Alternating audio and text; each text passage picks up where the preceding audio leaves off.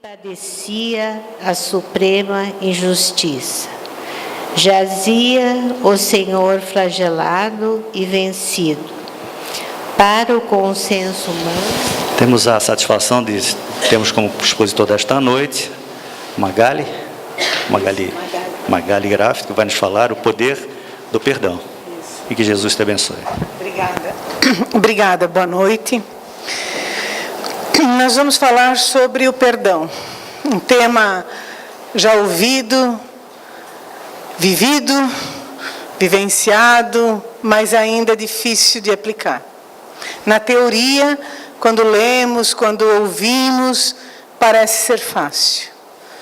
Mas quando temos que colocar em prática, aí complica.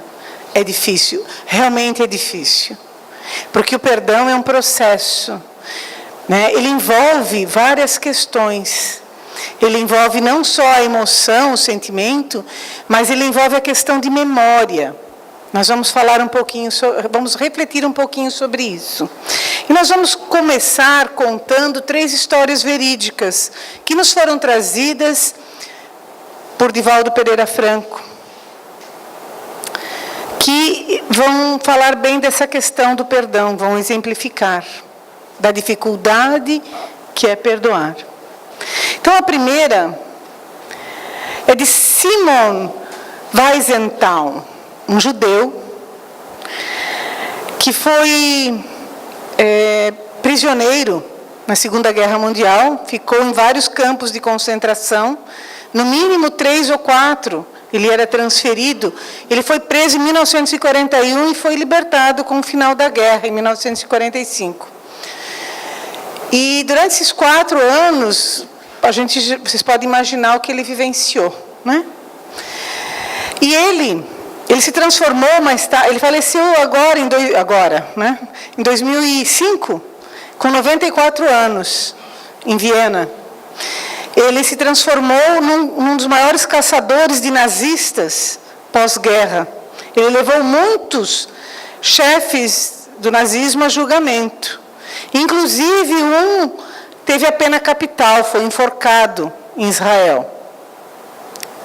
E ele usava, assim, junto com os israelitas, muitas vezes, quando eles descobriam, eles nem levavam no começo, para julgamento internacional. Eles pegavam na calada da noite e já levavam para Israel. Enfim, estou colocando isso porque se vocês procurarem lá na internet, vão saber da história dele.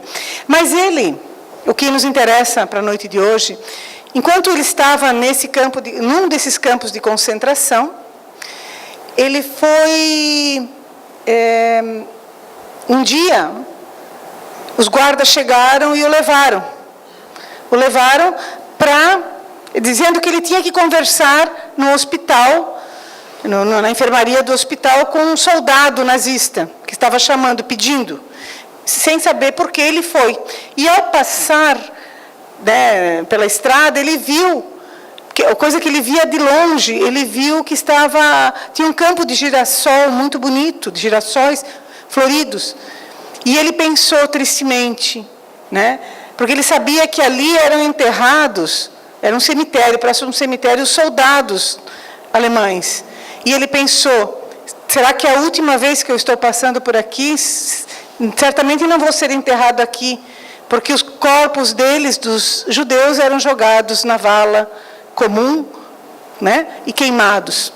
E ele, pensando sobre isso, já pensando que estava indo para a morte, adentrou no hospital e foi levado ao lado, na cama, de um jovem soldado da SS, da temida polícia nazista.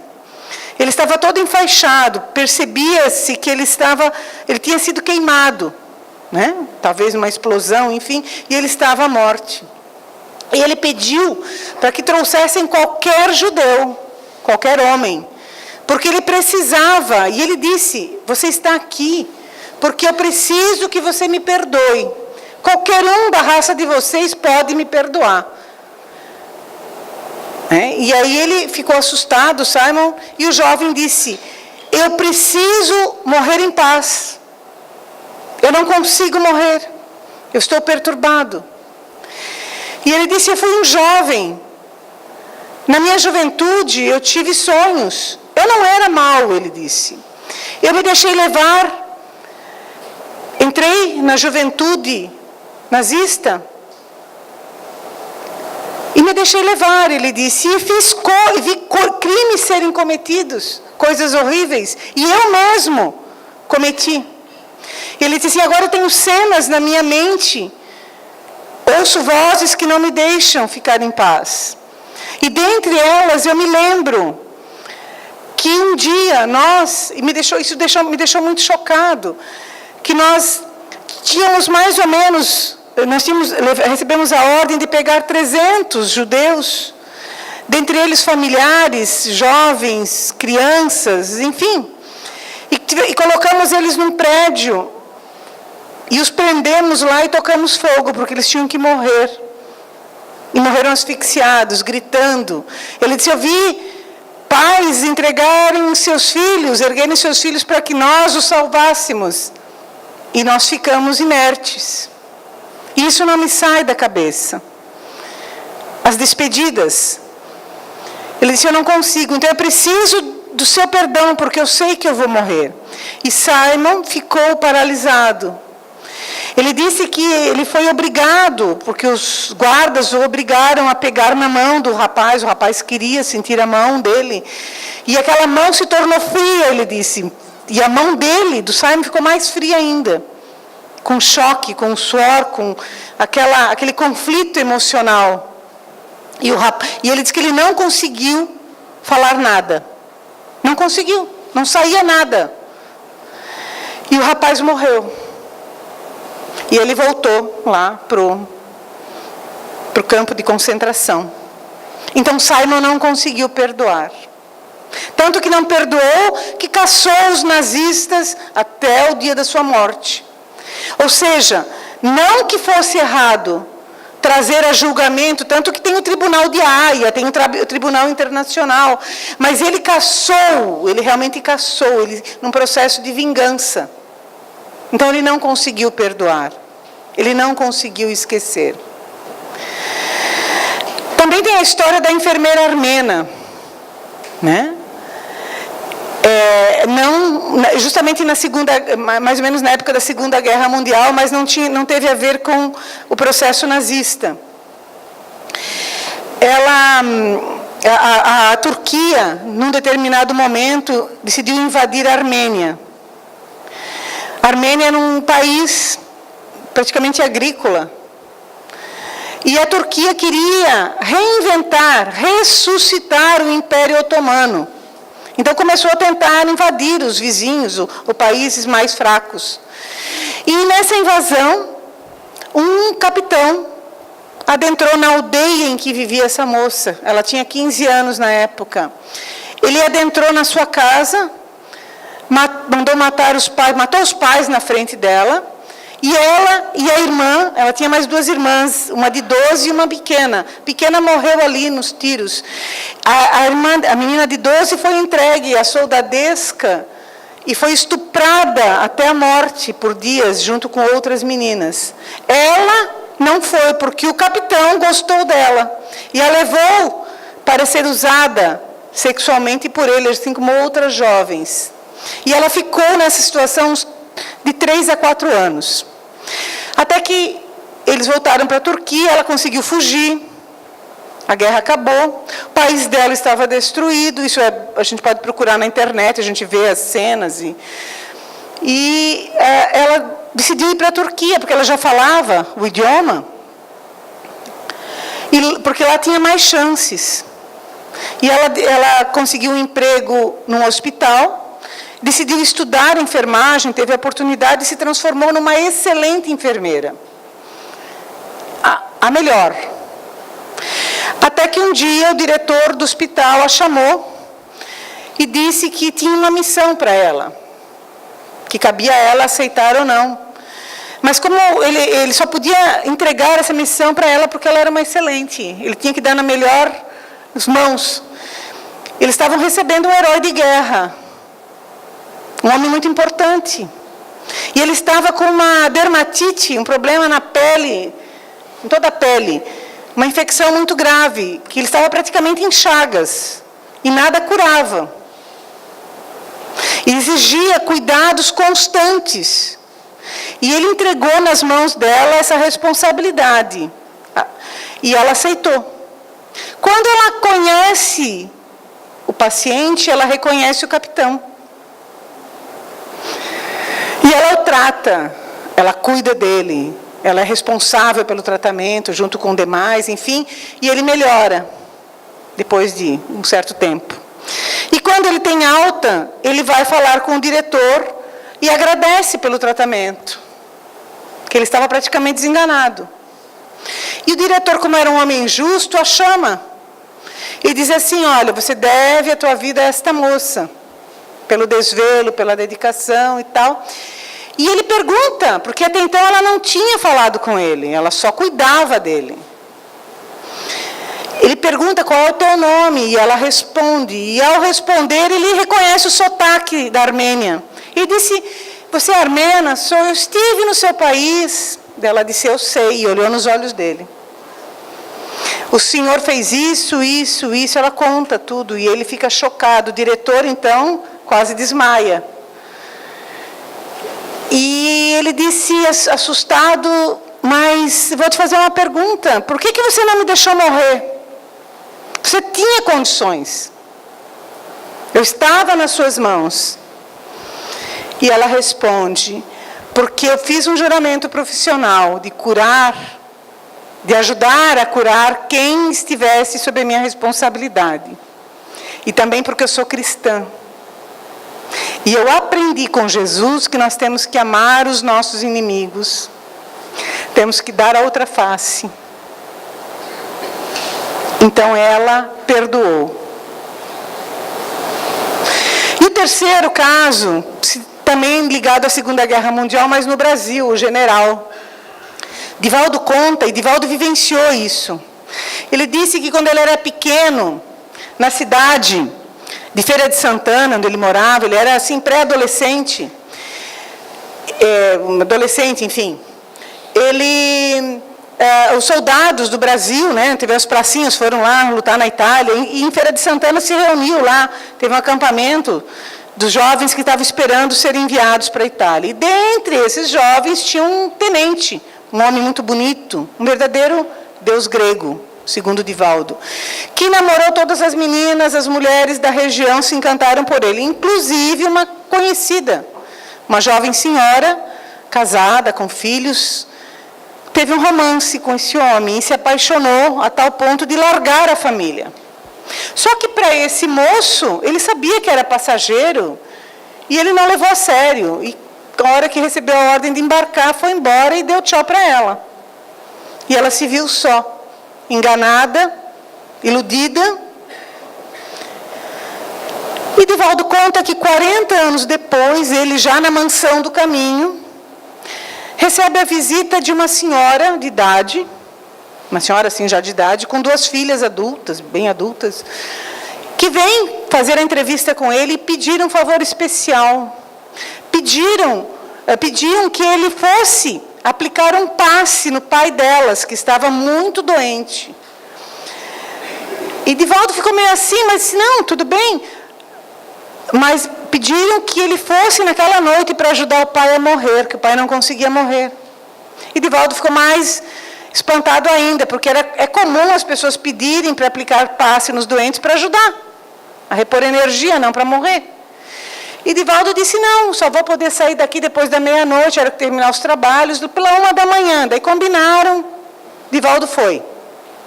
Quando ele se aproxima do endereço, ele vê que é uma casa muito bonita, de um conhecido general do exército, aposentado. E ele adentra, e quando ele se aproxima do quarto, ele já sente, mais no lado espiritual, o odor de podridão. O homem estava realmente se consumindo. Ele estava com câncer generalizado mais nessa região, né? Estava com a cabeça já disforme, enfim. E desesperado, o homem estava assim, né, sem sossego algum. E Divaldo vê que havia algumas mulheres vampirizando este homem, obsediando. E ele reconhece, talvez até pela ajuda espiritual, aquela mulher lá de Santana, né? De Feira de Santana. Ele reconhece e lembra. Os espíritos o ajudaram a lembrar. E ele tenta manter contato com esse espírito. E esse espírito, e Divaldo diz, olha, eu sou Di, lá, lembra? E começa. E diz, mas por que você está fazendo isso, minha irmã? Aí ela diz, porque ele me abandonou, ele me enganou, foi embora, e depois eu fiquei sem família, meu marido não me aceitou de volta, e eu me suicidei, me matei. Agora eu quero que aconteça o mesmo com ele. E voltou para lá. E é claro que Divaldo deu o passe, aquele homem, pela providência divina, desencarnou naquela noite, e claro que Divaldo tratou o nome dele, né, para tratar a obsessão. Essa mulher não perdoou. Aí a gente se pergunta, é fácil perdoar? Se nós estivéssemos no lugar, estou falando de casos extremos aqui, né? Mas verdadeiros. Se nós estivéssemos na situação dessas pessoas, será que nós perdoaríamos? Mesmo sabendo o que nós sabemos hoje? Então, o perdão está vinculado à lei do amor, que é a lei maior. Jesus colocou claramente, ama a Deus sobre todas as coisas e ao próximo como a ti mesmo. Ele resumiu os 10 mandamentos. A lei de amor é uma lei que não rege só o planeta Terra, rege o universo. Né? Se nós formos para Júpiter, ou sei lá para onde, para um outro sistema solar, é a mesma lei. Porque é uma lei de Deus. Uma lei do Pai. Aí, se nós formos olhar no Evangelho, Jesus, ele em várias passagens, só peguei umas 3 aqui, ele fala sobre o perdão, sobre a necessidade do perdão. Ele já falava bastante, porque ele sabe da dificuldade, ele sabia da dificuldade. Se vosso irmão pecou contra vós, ide acertar a falta em particular entre ele e vós. Se ele vos ouvir, tereis ganho vosso irmão. Então Pedro, se aproximando, lhe disse, Senhor, quantas vezes perdoarei ao meu irmão quando pecar contra mim? Será até 7 vezes? Jesus lhe respondeu, não vos digo apenas 7 vezes, sim 70 vezes, 7 vezes. Ou seja, infinitamente. Né? Reconciliai-vos o mais cedo possível com o vosso adversário, enquanto estiverdes com ele a caminho. Ou seja, enquanto estiveres no processo reencarnatório, para que não suceda que o vosso adversário vos entregue ao juiz e que o juiz vos leve ao ministro de justiça. O juiz é a lei de ação e reação, né? E que sejais mandado para a prisão. A prisão é o processo obsessivo. Eu vos digo em verdade que não sairás de lá enquanto não houverdes pago até o último ceitil, o general, né? Se, portanto, quando vos apresentardes vossa oferenda ao altar, vos lembrardes de que o vosso irmão tem algo contra vós, deixa vosso donativo aos pés do altar e ide vos reconciliar com vosso irmão. E só depois voltai para oferecer a vossa oferenda. Então Jesus é bem claro. Não adianta a gente implorar, pedir perdão a Deus, não adianta a gente dar oferenda, fazer. Se nós temos algo aqui para ser resolvido, isso de nada vale. Né? Na questão do livro dos Espíritos, Kardec perguntou aos Espíritos, né? O que impele o homem à guerra? Por que as pessoas guerreiam?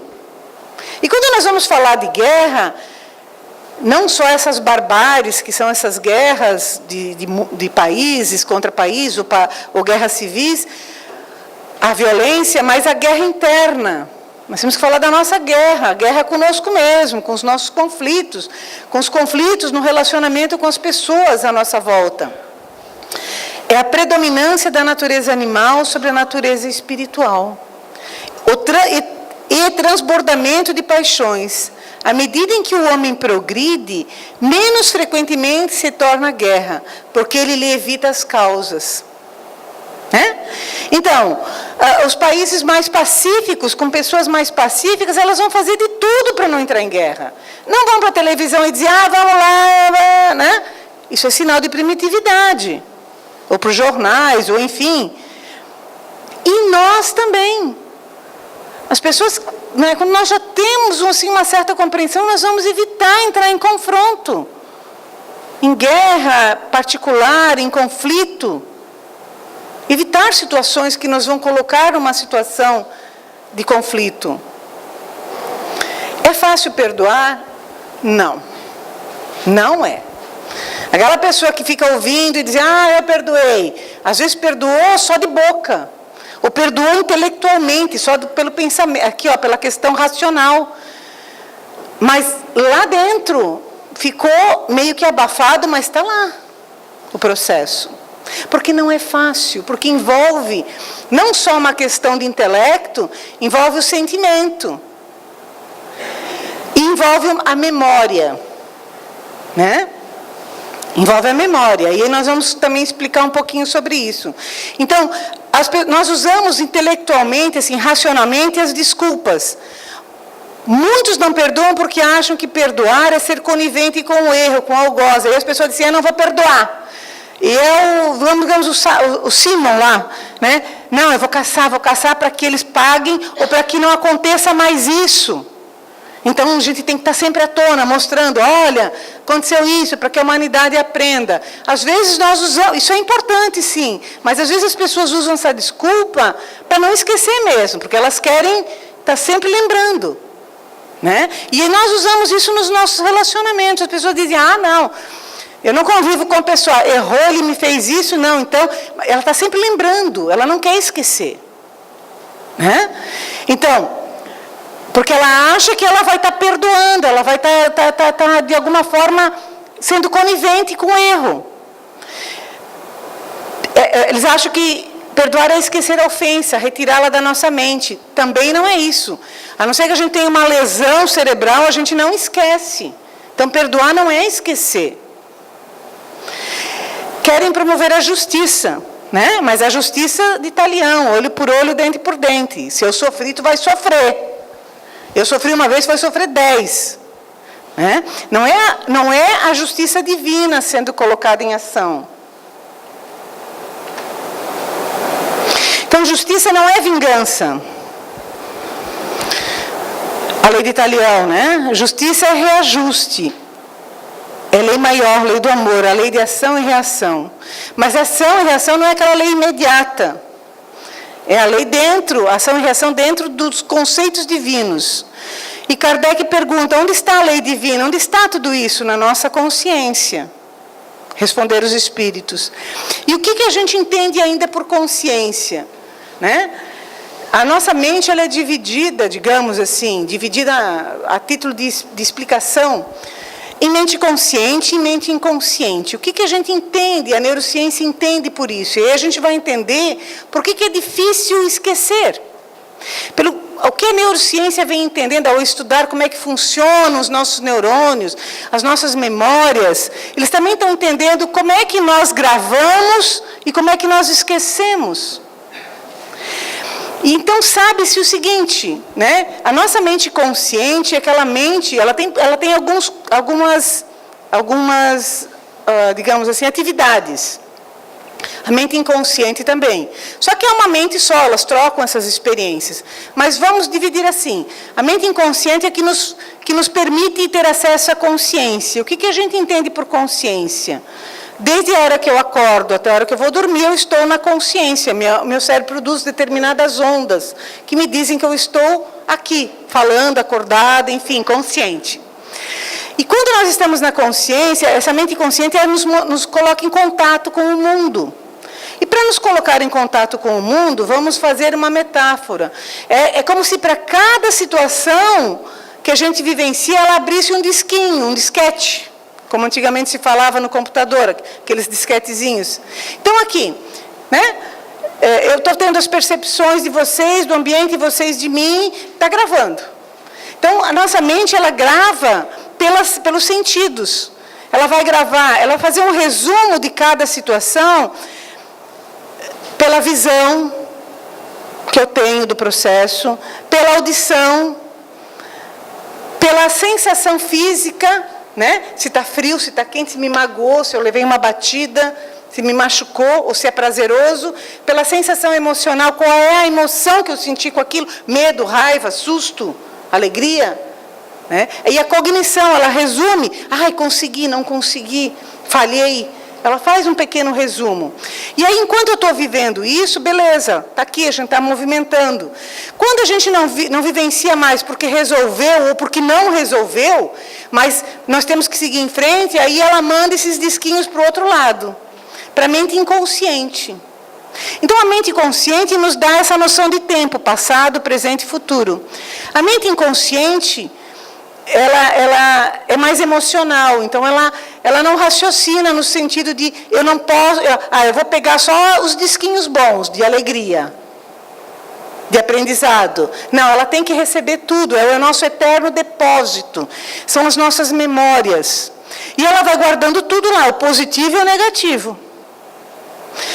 Enquanto guarda o positivo, beleza, mas o problema é com o negativo, bem negativo, que às vezes tem uns discos que são bem emocionalmente bem gravados. Então, o que a neurociência sabe?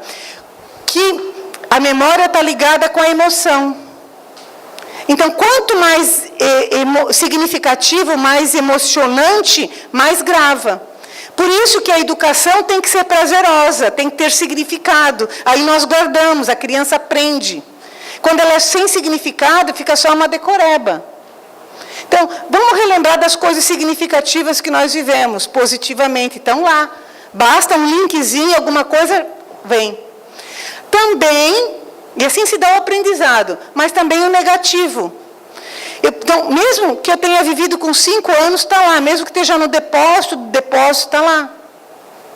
E também grava as coisas negativas. Ela grava muito a tristeza, a decepção, a raiva, o ódio. Né? Faz com que aquela memória fique muito gravada. Então, e o tempo, para a mente inconsciente, está sempre no presente. É como se fosse um eterno arquivo. Basta um link aqui que vai ativar aquela memória. Por isso que, às vezes, a gente até... um sabonete que a mãe usava na gente quando criança, de repente, a gente está com 30 anos, sente aquele cheiro, automaticamente vem a lembrança. E assim é com o negativo. Então, o espírito nunca esquece. Tá, se não esquece esse negativo, como é que vai perdoar? Por isso que o perdão é um processo. Né? Porque se eu continuar alimentando aquilo, né? Tomara que ele se ferre, tomara que eu consiga pegar, tomara que não sei o quê, eu estou alimentando aquela memória negativa, ela não vai esquecer, ela não vai diminuir aquela intensidade nunca. Né? Bom, enfim... Então, por isso que também é um processo químico de memória. E aqui, eu trouxe para a gente lembrar que o nosso cérebro, ele foi construído em 3 etapas até agora. Tem o primeiro cérebro, que é o cérebro que a gente chama de reptiliano, que é esse daqui, mais aqui no tronco, né? Que foi o que primeiro se desenvolveu. Depois o cérebro do mamífero e depois o cérebro humano. Então, essas 3 camadas, elas nos dizem com relação à memória o seguinte: o cérebro reptiliano, que nós herdamos, assim, do estágio, do princípio inteligente na época dos répteis, né? Ele é formado pelo hipotálamo e pelos núcleos de base, onde se localizam os componentes neurológicos responsáveis pelas funções automáticas da sobrevivência. É aqui que foi automatizado na nossa memória a sobrevivência, o instinto de sobrevivência. Então, para os répteis, vamos colocar assim, para o crocodilo, não adianta a gente botar, que bonitinho, ele vai lá e morde. Porque para ele colocar a mão é sinal de agressão. Ele não pensa, ele não tem nem emoção, é automático. Né? O segundo, o sistema límbico, o cérebro que herdamos dos mamíferos, formados pelo tálamo e pelas amígdalas. Por isso que as pessoas dizem assim, está na minha amígdala mental, eu não consigo esquecer. É bem isso. São os responsáveis pelas emoções primárias, tais como medo, raiva, pela manutenção do grupo social e pela organização gregária do grupo. Aqui nós desenvolvemos nesse estágio da vida mamífera, digamos assim, justamente essa questão de grupo. E é o que nós vemos nos animais que nós temos na convivência, assim como os cães, os gatos. Eles aprenderam, os elefantes e, sei lá, o golfinho, eles aprenderam a cuidar do filhote, a ter assim, a preservação já diferente dos répteis. Né? Já existe um princípio de emoção aqui, certo? Muito ligado ao estresse. Então, é a sobrevivência, mas é uma sobrevivência que, digamos, enquanto homem aqui nós herdamos, nós identificamos, sabe, aí já reagimos e pensamos e não raciocinamos direito, mas é um processo assim que não é o toma lá da cá. A gente vive aquela emoção de medo e grava isso e às vezes consegue reagir, às vezes não, aciona o estresse. E o córtex cerebral responsável pela inteligência, pelo raciocínio, discernimento, linguagem, aprendizagem, pelas emoções nobres. É no estágio onde nós estamos no começo. Aqui nós já temos condições de pensar, opa, ele me irritou, ele me magoou, ou ela fez isso comigo. A gente conta até 20 mil, mas a gente tem condições de segurar, de não reagir. Né? A gente não sai dando tapa no trânsito por aí, com raras exceções, né? Na verdade, a gente não pega a pessoa pelo colarinho, tu me paga, seu desgraçado, senão eu te mato. A gente já para, né? Pensa. A jovem armena, por que ela? Ela poderia se perguntar, por que meus pais? Por que aconteceu com a minha irmã? O sino e a mulher casada, por que eu? Por que comigo? E quantas vezes nós nos perguntamos ao passarmos por situações difíceis, onde somos enganados, onde somos iludidos, onde, enfim, roubados, traídos, por que comigo? Por que eu? Por que ela fez isso comigo? Se eu gostava tanto dela, se eu ajudei tanto. Aí nós temos que ver as razões reencarnatórias. E Haroldo Dutra e também Divaldo, os dois já falaram sobre isso. No mínimo, nós temos que buscar, para entender o porquê nós passamos por algumas situações nessa vida, o nosso histórico das últimas 30 encarnações. Porque é como se fosse um quebra-cabeças, assim, ó. Quando nós reencarnamos, nós nos preparamos para essa reencarnação. Nós estamos conscientes lá no nosso mapa reencarnatório, vamos usar essa analogia, né? Com os nossos mentores, nossos protetores, com os engenheiros espaciais lá, siderais, que vão analisar e vão ajudar a montar todo o processo, e a gente diz, eu quero, puxa, há 500 anos lá na Itália, eu traí fulano. Eu enganei, eu roubei, eu peguei o castelo dele, eu matei os filhos dele, eu odeio os filhos, enfim, para ficar com a fortuna. E aí eu penso, putz, agora está na hora de eu me encontrar com fulano numa vida, e agora eu quero ser aquela mulher, ou aquele homem, ou enfim, nossa, vou fazer de tudo por ele, por ela, ou enfim. E aí o que acontece? A gente pede, daí eles arranjam e a gente vem. Só que essa pessoa, de repente, não vem convivendo comigo nas últimas 10 encarnações. E ela guarda ainda lá na amígdala mental do cérebro, né?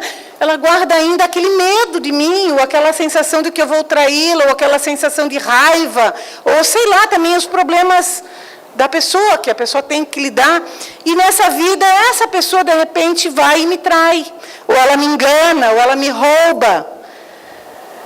Né? Mas eu me coloquei numa situação para resolver essa situação. E aí eu me sinto a última das pessoas. Aí eu não perdoo, eu não aceito, enfim.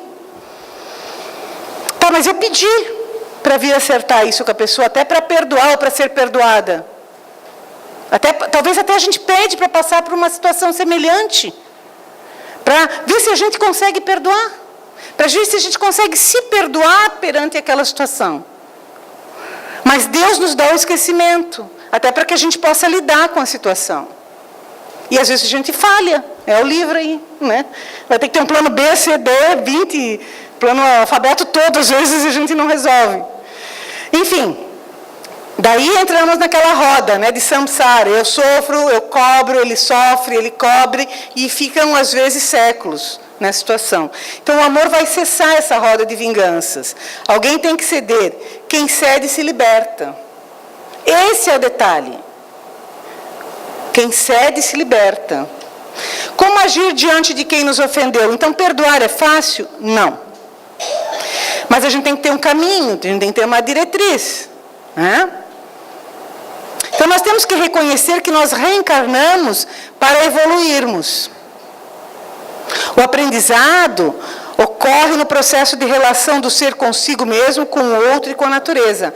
Então, nós evoluímos aprendendo a nos relacionar. Não é verdade? Né? Reconhecemos que reencarnamos para evoluir. É como a criança.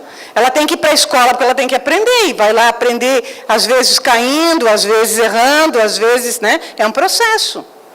O aprendizado ocorre no relacionamento. Nós estamos encarnados para aprender a nos relacionarmos conosco mesmo. Ou seja, olhar para ver como é que eu estou, o que eu tenho para lidar comigo. É o autoconhecimento.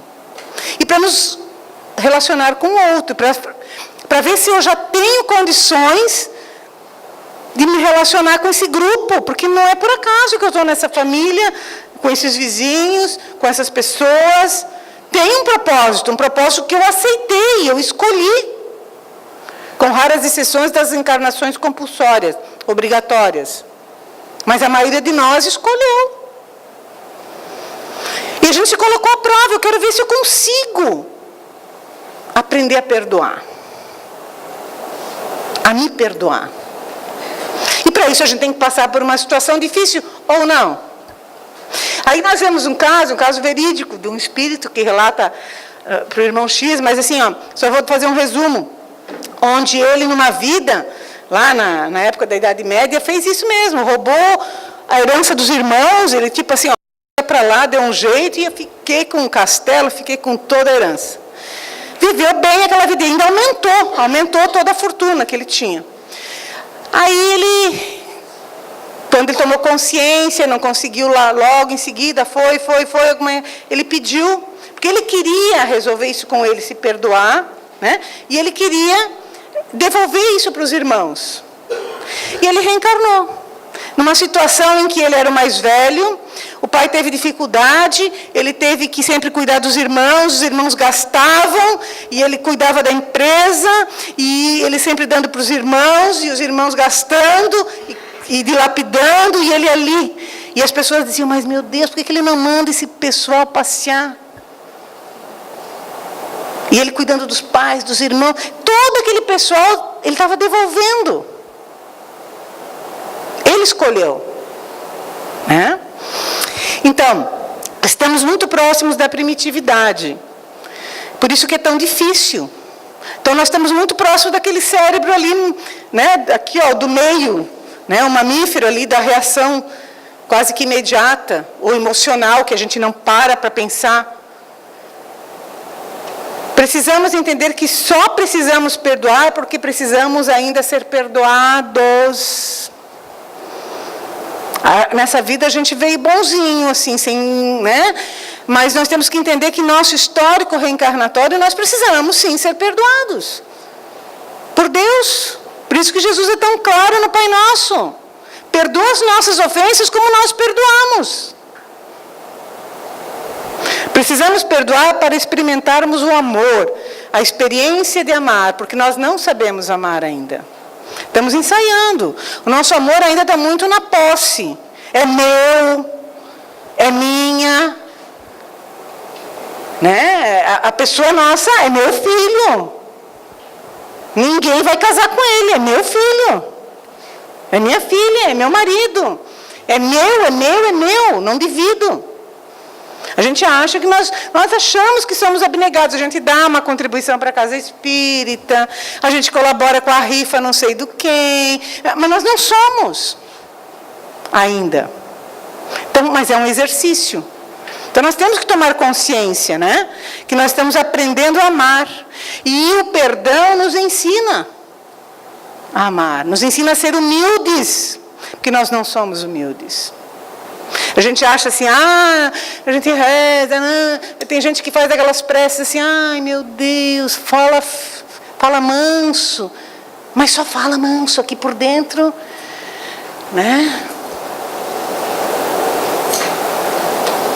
Na questão 661, Kardec pergunta, podemos utilmente pedir a Deus que perdoe as nossas faltas?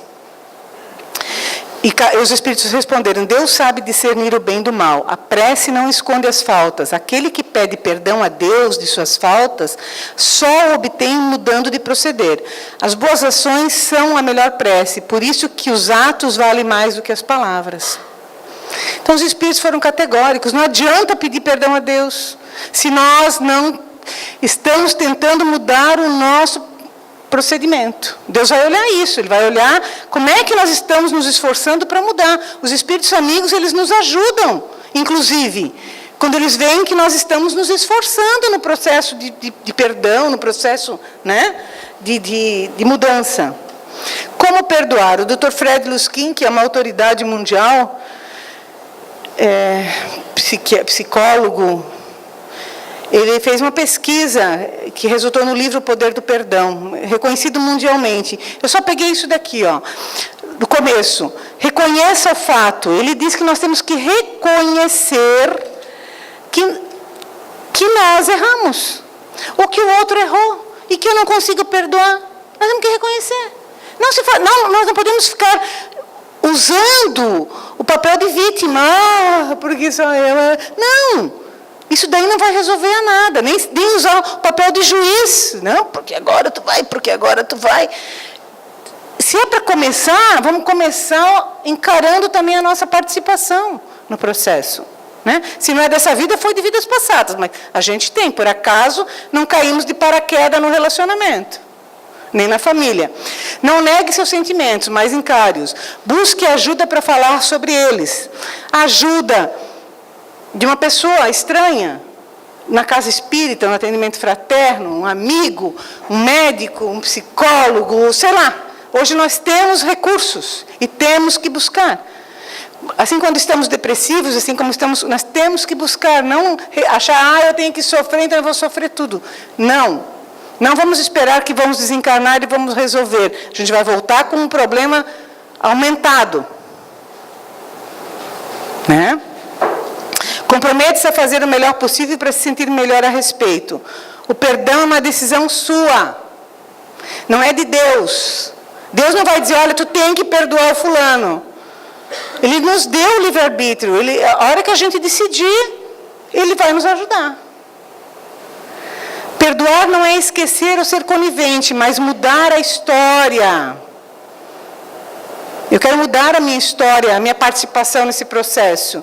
No livro O Céu e o Inferno, no Código Penal da Vida Futura, no capítulo 7, nós vamos ter mais ou menos esse esquema aqui, sobre como lidar com o processo do arrependimento. Então, os Espíritos nos dizem que primeiro nós temos que nos arrepender. Evidentemente.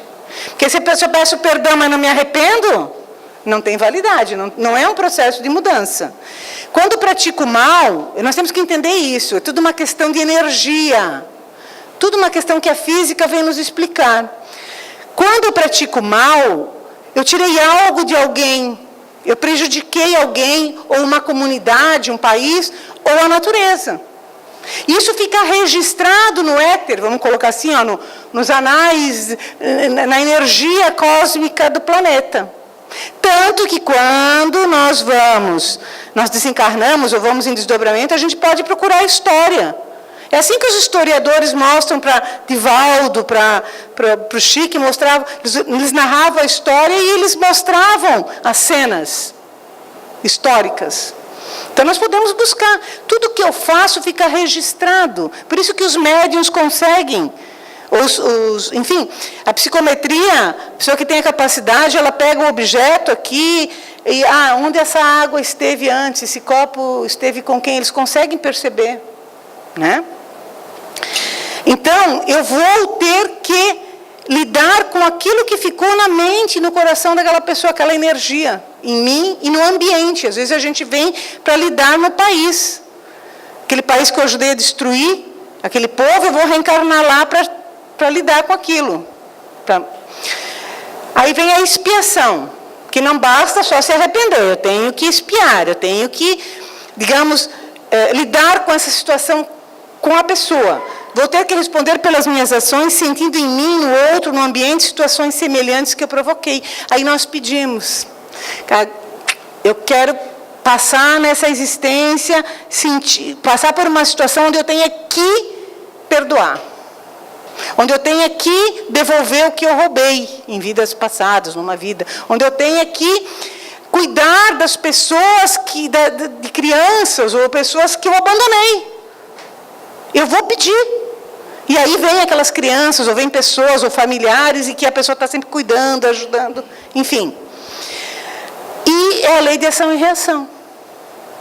E terceiro e último, a reparação. Aí eu tenho que fazer o bem. Não basta só se arrepender, nem sofrer ou expiar, mas eu tenho que fazer algo positivo, uma ação positiva. Que Kardec colocou fora da caridade e não a salvação. Então, quando eu me proponho a fazer o bem, sair de mim para ajudar uma comunidade, uma pessoa, um país, ou sei lá, eu estou, digamos assim, criando bônus horas. Eu estou ajudando a diminuir essa expiação, porque essa expiação não é estanque. Digamos, eu tenho 70 horas de expiação para resgatar tal coisa. Mas se eu aqui começo a fazer bem, e eu dobro a minha ação no bem, eu vou ganhando bônus horas, né? A gente viu ali no André Luiz, no nosso lar. Aí eu vou diminuindo, de repente eu não preciso passar 70 horas, eu vou passar 30 horas. Aquela coisa negativa vai ser tirada pela metade. Por quê? Porque a lei sempre é de amor. Lembra que eu falei no começo? A lei que rege o universo, a lei soberana é de amor. E o amor cobre uma multidão de pecados, disse o apóstolo Paulo. Então vamos refletir sobre isso. Vamos tentar nos conhecer um pouco mais. Quais são os sentimentos que eu tenho em mim com relação às pessoas, determinadas pessoas, com relação a determinados lugares? Como é que eu estou agindo quando sou provocado? Como falou nosso irmão na prece, quando eu sou... Né? Vamos tentar refletir. Né? Não é para mudar de uma hora para outra, porque assim, nós não somos anjos ainda, porque se nós fôssemos agora transportados para um planeta onde tivesse só seres angélicos, gente, em meia hora a gente ia bagunçar aquele lugar. A gente ia provocar mentira, confusão, porque isso está em nós ainda. Então, mas a gente vai diminuindo isso aos poucos. A natureza não dá salto. Só que a gente tem que ter esse movimento, a gente tem que ter essa vontade de fazer o diferente. Então, a reflexão de hoje, vamos encerrar, é para isso. É para nós percebermos que vamos nos esforçar para perdoar. Nem que leve 10 anos, 20 anos, mas vamos nos esforçar. É esse constante esforço que é levado em conta pelos amigos espirituais e eles nos ajudam. Né? Porque todos nós temos uma história muito longa de coisas negativas nas quais nós temos que pedir perdão a Deus. Então, com essa reflexão, que possamos ter uma boa noite, possamos refletir durante pelo menos essa semana sobre a importância do perdão. Que assim seja. Obrigada. Obrigado, Magali. Interessante da doutrina é que ela é racional, né? Porque não existe vítimas nem inocentes, nenhum de nós aqui é inocente. A certeza é que estamos todos reencarnados pela oportunidade e pelo perdão divino. O primeiro perdão é a reencarnação. Então, se alguém de nós aqui pensou, fulano devia estar aqui para escutar essa palestra, não, nós é que temos que escutar. Se temos dificuldade com alguns dos nossos familiares, esses são os nossos mestres. São eles que vieram para que nós possamos evoluir. Após a